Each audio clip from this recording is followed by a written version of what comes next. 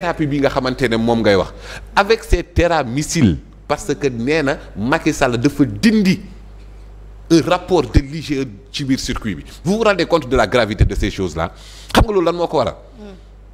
war a mën a dindi parce que rapport boobu man lire naa ko intégralement bien sûr mënuma cee nekk doon xuus parce que dama jàpp ne IGE bu defee rapport am benn destinataire lay am muy président de la République donc doo boo génnee di ko wax da ngay dugal sa bopp dans la gueule du loup mais comme que léegi le premier ministre nous dit que génn na circuit bi donc ça veut dire que ce n'est plus sous le sceau de la confidentialité alors donc comme que parce que Macky Sall moo ko dindi ci circuit bi lu ma mën a nangu la lu ma mën a gëm la oui tout est parti d'une lettre du 2 mai 2012 pourquoi je retiens la date parce que je suis né le 2 mai Tullow Oil moom moo bind benn lettre au président Macky Sall ne ko ñun dañoo nekkoon en négociation intense avec l'État du Sénégal pour Saint-Louis Deep Offshore ak Kayar Deep Offshore ba ñun ñu dépassé ci xaalis parce que préparé nañ préjudice ci Saint-Louis Peu Profond à hauteur de 3 millions de dollars fayloon nañ ñu sax ay bonus de signature te loolu noonu yëpp dañ koo def parce que bonus de signature dindi woon nañ ko ci code pétrolier depuis 1998 parce que le bassin sédimentaire du Sénégal n'était pas attractif donc fallait que nga dindi parce que ay bonus de signature boo demee ci dëkk pétrolier yi nga xamante ne c'est fort probable nga trouver du pétrole ñooñu ngay fay ay bonus de signature mais Sénégal amatul woon loolu mais malgré ça Tullow Oil defoon na ko mais Tullow Oil bi muy nekk en négociation intense boobu noonu ndekete le ministre de l'énergie Karim Wade signé na un contrat déjà avec Petrotim léegi nag comme que parce que mai 2012 c'est juste 2 mois après l'élection du président Macky Sall on parlait de gouvernance sobre et vertueuse on parlait de rupture Tullow Oil jàpp ne comme que gouvernement bi changé na nañu bind lettre au président pour wan ko ne ñaawteef yi am na fi bu boobaa mbiri soppeeku na affaire yi dina changer quand Macky Sall a vu la lettre ak gis li Tullow Oil versé à l'État du Sénégal te moom loolu gisu ko trésor dafa jàppoon ne Karim Wade da koo sàcc donc Macky Sall première fois bi muy am la volonté de poursuivre Karim Wade c'était sur la base de ce versement de Tullow Oil mu diligenté IGE pour IGE def enquête ci loolu en même temps def enquête ci Petrotim bi nga xamante ne moom mosu koo dégg parce que Macky Sall il est ingénieur géologue il a été chef de banque de données à Petrosen mosul dégg Petrotim donc Petrotim boobu amul capacité mu diligenté IGE mën naa laa wax sax ña nga xamante ne ci biir IGE ñoo doon mener enquête yooyu noonu kenn ku tudd Omar Sarr ak kenn ku tudd Gallo xawma lan mais ñañu doon interview déjà Mamadou Faye te mu nekkoon par la suite directeur général bu Petrosen à l'époque il était conseiller technique interrogé dañ ko ci rapport IGE boobu noonu ku tudd Ndeye Aïssata Sy nekkoon responsable juridique foofu noonu ku tudd Alfousseyni Wane nekkoon responsable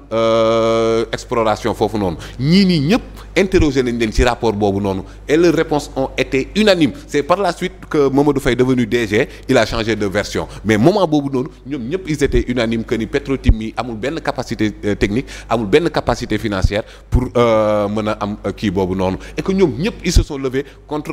yu ñu doon wax ay versement de bonus de signature et autres léegi nag IGE wax ko lu leer nañ ne ko kon donc Petrotim mii ñu jox sax contrat bi ki ko jox contrat bi da nga ko war a poursuivre que ni bul mës a jël un décret pour approuver permis d'exploitation boobu noonu moment bi IGE di enquête Franck Timis fa mu toll yëg na ne ñu ngi enquêté ci moom léegi comme que yëg na ne ñu ngi enquêté ci moom léegi il faut se rapprocher du nouveau régime et c'est là où il s'est rapproché de Aliou Sall et de la création de Petrotim Sénégal avec Aliou Sall comme administrateur et bizarrement Macky Sall mi waxoon IGE demal seetal ma IGE pareegul sax Macky Sall jël décret jox ko qu'est-ce qui a changé entre-temps donc kon IGE rapport boobu mu ngi la doon wax ne bul jël benn décret d'approbation te yow yaa ngi bëgg a jël décret d'approbation et tu comprends pourquoi il fait disparaître ce rapport du circuit parce que rapport boobu mooy firndeel ne moom il est allé à l'encontre du droit pétrolier à l'encontre de l'éthique à l'encontre de la transparence pour mën a jox Petro-Tim boobu alors que Petro-Tim c'était une société spéculatrice li ñuy wax ci maquette maan yi xam nañ li may wax rangumaan mooy koo xamante ne day rangu benn affaire mënu ko. amul capacité technique amul capacité financière dafa rangu affaire bi pour jaayaat ko et la preuve c'est ce qu'elle a fait donc kon ki kan lañ lésé ci affaire boobu noonu Tullow Oil lañ lésé. alors donc kon Ousmane Sonko bu bindee chronique d'une spoliation pétrole et gaz au Sénégal ni mu doon wax effectivement dafa arrangé woon ki ñu tooñ muy Tullow Oil. taxawoon sax amoon na ñenn looloo tax après journal L'Observateur par exemple bind ne Tullow Oil dafa jox Ousmane Sonko. kii parce que Tullow Oil à l'époque était victime de cette injustice là. d'accord. demalaat ci livre boobu noonu Ousmane Sonko a dénoncé beaucoup de malversations notamment sur le plan fiscal ci affaire boobu noonu. d'accord. alors donc loolu doy na haute trahison doy na sëkk haute trahison où en est la justice par rapport à ça moom bon bref si je parle de 2012. On est à 2025. donc 13 ans après. Est-ce que les faits ne sont pas prescrits? Je sais pas. À cela s'ajoute maintenant la dette cachée. À cela s'ajoute notre niveau de pauvreté. Donc est-ce que une dose de téramycine va suffire pour la pathologie? Est-ce qu'on ne va pas doubler la dose? Le mal est profond. waaw profond la de. Et les téramycines ne sont pas limitées à ça. Ousmane Sonko nous dit en substance que ni dox na ba gis ay njuñ njaaj. waaw mais boo gisee njuñ njaaj da ngay demee ci jël def njuñ njaaj yi ne ko mu dem wuy ji Mamadou Seck ministre sous le régime du président Wade accusé de malversation il a démissionné pour dem justice leeral ko balaa moo dellu si waat. parce que Ousmane Sonko wax na lu ni mel ne mënatuñoo continuer ak ñoo xam ne nii bien que bon rapport da leen épinglé. à dire que ni épinglé ça ne veut pas dire mais est-ce que donc si ki def loolu mi ngi foofu te ñaawteef am na en vertu de l'esprit du jubal jubanti kookee li Ousmane Sonko moo wax moo war a nekk mënuñoo ànd ak moom mais ba léegi ña ngay ànd ak moom donc y a problème léegi madame Aminata Touré dont on parle de rapport. Ouais. Son cas est un peu plus bizarre. Comment ça? Parce que le rapport en question c'est avant leur alliance. Justement c'est là parce où je voulais en que venir. moom bi ñuy wax. Elle était présidente du conseil économique social et environnemental à l'époque nag débat bi amoon na. waaw donc ñoom parce bi ñuy que def ak moom alliance bu fekk le journal l'a publié à sa une. man à l'époque bi ma gisee affaire bi ki moom laas Amadou Ba maire de Missirah je l'avais appelé pour mën a xam lan moo nekk ci lii muy wax ma ne ko est-ce que mën naa am rapport bi envoyé wu ma ko woon à l'époque après la presse en a fait débat donc Ousmane Sonko était là le président Diomaye était là on était tous là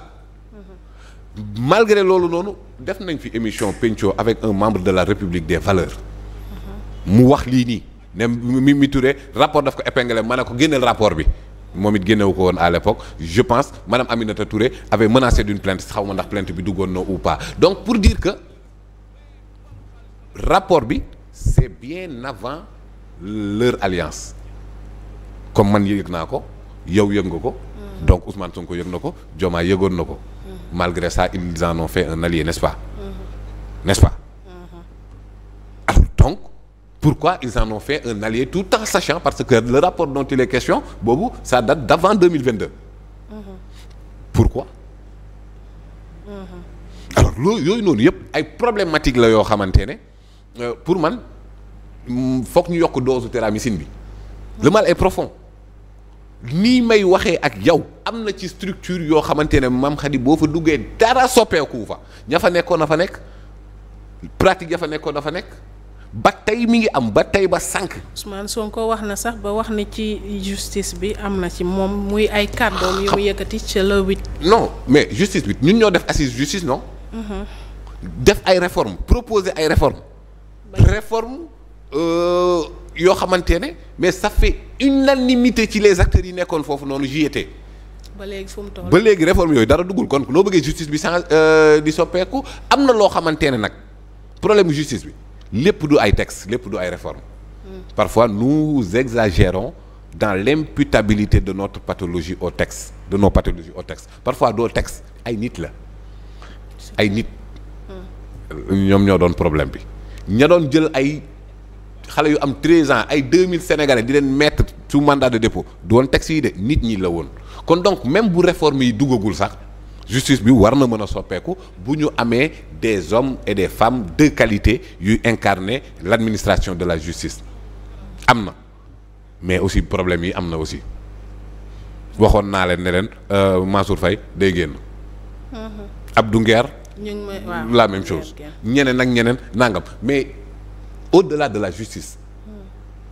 administration bi yenn ministères yi yenn direction yi les pratiques ñi ngi fa ba tey bale bi daa des bu baax a baax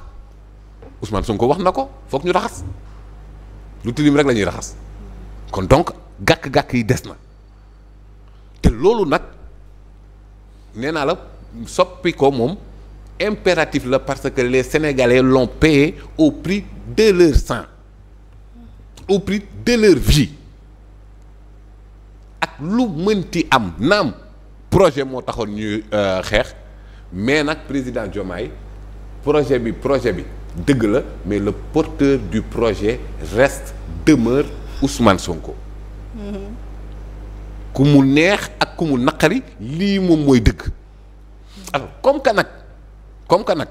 ça reste et ça demeure Ousmane Sonko nañu xam ni dañu jàpp ne yow mi yaay Ousmane Sonko moom moo waral ñu mën a doxalee comme si c'était Ousmane Sonko mais en vérité si un jour on nous dit que Diomaye du Sonko pour man haute trahison la oui parce que nag sama carte bi saa yi sànniwu ma ko de on dit improprement sànnil carte man sànni lu ma kenn carte de man damay dénkaane carte te nag li ma wax dama koy bëgg di gis jusqu'à preuve du contraire nii ma toogee Mame Khady essayel boo amee temps quoi nga jël les émissions du président Diomaye avant muy nekk candidat nga remonté jëm kaw tu verras qu'il n'a pas changé lan nga bëgg a wax foofu delluwaatal sur toutes ces interventions am na yu bëri yu muy def tey lu yàgg gëm la bi mu ñëwee ci yéen salon de l'heure nee woon na leen am na waa APR yoo xamante ne ñu set lañ ñoo gën a set sax ñenn ñu Pastef waxoon na ko waxoon na ne moom li mu gëm moom mooy les grands ensembles c'est-à-dire les coalitions am na yu bëri yoo xamante ne boo leen ko xoolaatee surtout ci live yam doon def ak yooyu noonu yëpp am na bu booy di publier temps yi moom boobu nañ ko bàyyi mooy président wu Mali ba xam naa bi ngay wax waaye dañ bàyyi boobu noonu mais quand même pour dire je te lis une publication rapidement béton armé bi wala xam nga kii mi ngi tuddee boppam béton armé talibé Sonko waaw donc moom il accepte que talibé Sonko la waaw béton armé ñu ngi koy ziar bu baax. waaw c'est mon ami ñëw na ba fii seet suñu ñu ngi koy nuyu di ko ziar nee na Ousmane Sonko ak Diomaye Faye jeu de cache-cache bi ngeen nekkee il faut que ngeen arrêté ko wax leen askan wi ce qui se passe réellement moomu leen ñu xam nga lan moo tax ma liiral lii ak turam ndax dafa tuddee boppam talibé Sonko mooy ne booy wala yenn militants yi pour bëgg a mën a naqaral seen adversaire moo tax ñuy accepter naan leen xar lañ ay taalibe lañ ay nangam lañ mais dofuñ de ne sont pas des fanatiques de nekkuñu seen engagement politique n'est pas frivole de déedéet parce que kii daf ne ko moomu leen askan bi te man xam naa ko je le connais kii lu mu dajul ci Sonko ak réseaux sociaux yi amul te du moom kese j'en ai vu d'autres comme ça pour leur dire que ni le peuple veille le premier ministre Ousmane Sonko le peuple veille peuple bi dénkaanewul kiiwam wax ko caméra bi peuple bi mayewul kàddoom peuple bi rupture changement radical la soxla te kenn moomu ko moomu leen nit ñi la daanalee texam bi moomu leen nit ñi kenn moomul kenn et il en va de votre responsabilité à tous les deux que tey jii may wax ak yow Pape Amadou Keïta su féete na ko kaw Idrissa Goudiaby ñàkk na bakkanam Cheikh Wade Cheikh Koli Baba Kana François Mancabou Didier Badji ñii may wax ñëpp ñàkk nañ seen bakkan kenn gisul ñenn ñi kenn. te lii infime minorité la plus de 80 personnes ñàkk nañ seen bakkan pour que yéen ngeen ñëw Sénégal soppeeku ak ku ci mënti doon ci yéen ak ku mënte rompre ce compagnonnage qui est cher au peuple sénégalais na xam ne tooñ na askanu Sénégal ba ci kanamu yàlla na xam ne trahir na askanu Sénégal ba ci kanamu yàlla. ñi ci biir suuf. ñi laagoo ñëpp ak barki Dembo Ndiaye malgré les conditions très difficiles de la vie. Ousmane Sonko ba nga wootee fu ne la waay bàyyeekoo pour renouveler sa confiance donte sax yàlla def na ci ndox bu sedd ndaxte keroog naaj bi génnul waaye bu naaj bi génnoon maara day taali. mais loolu marque de reconnaissance la ak képp koo xamante ne yaa ngi jéem a œuvrer pour tàqali ñaar ñii ak képp koo xamante ne ñu ngi koy jéem a déglu ba ci président Diomaye képp koy jéem a déglu ku lay jéem a tàqaleeg sa man bi nga xamante ne lam la defal nee naa la àdduna boo déplier globe terrestre bi gisoo ko fi képp ku la mënti waxit mësulaa defal te mënulaa defal lu ni toll bu la bëggee jaxaseeg sa waa ji ne ko fu ñukk te loolu moom mooy dëgg loolu moom mooy conforme ak esprit bi nga xamante ne sénégalais yi loolu la ñu xeex léegi nag naam. macha allah mën nañ bañ a déggante ñoom ñaar. mais loolu day doon mu sukkandiku kese ci intérêt Sénégal. joxe na rendez-vous le 28. kan. Le premier ministre Ousmane Sonko. waaw bu mu jagleel martyrs yi. si. j'espère que dina am. il a dit que dinañ jox président Diomaye dina ñëw j'espère que dina ñëw. moom sax tey nañ ko jox conseil des ministres dem na. daa jël congé neen daa jël xëy na congé bay jeexagul mais gis naa ko ci journée aussi des trucs donc en tout cas li leer mooy problème ak jafe-jafe mën nañ koo comprendre naam ci ñaar ñoo xamante ne defar moom moo leen tax a jóg ñuy am ay kii d'ailleurs sax la Chine si elle est là où elle est c'est que Mao avait appelé que 100 fleurs s'épanouissent que 100 écoles de pensée rivalisent donc cette divergence là boobu amul problème ce qui fait l'originalité d'un tapis dit mon grand-père Amadou Hampâté Bâ c'est la diversité de ses couleurs donc la diversité des couleurs de Pastef day gën a renforcer l'idéologie yàlla sax mu ngi koy wax que ni boroom xam-xam yi seen wuute yiw la donc wuute du problème mais na doon rek ñuy wuute ci lan mooy njëriñu Sénégal waaye wuute boo xamante ne dafa nar a dugal Sénégal ci guut ak képp ku ko def je le dis et je le répète war nga askanu Sénégal ba ci kanamu yàlla et je pense malgré cette conjoncture compliquée que Diomaye ak Sonko réeroo guñu. Est-ce que ici peut-être question boo xam ne nii duma question bu may poser nii la rek et si lii yëpp